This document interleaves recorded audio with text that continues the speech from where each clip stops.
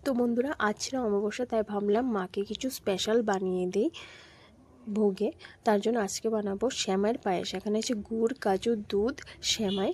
তারপর কড়াইতে ঘি দিয়ে ভালো করে ভেজে নেব কাজুগুলোকে, একটু লাল করে ভেজে নেব।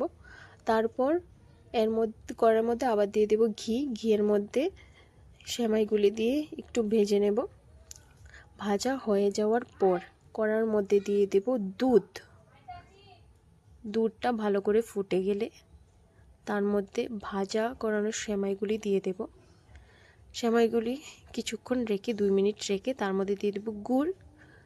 গুড়গুলি ভালোভাবে মিক্স করে তারপর ভাজা কাজুগুলি দিয়ে দেব। বাস রেডি হয়ে গেল সেমাইয়ের পায়েস। আপনারা বলুন কেমন হয়েছে দেখে। ভিডিওটি ভালো লাগলে অবশ্যই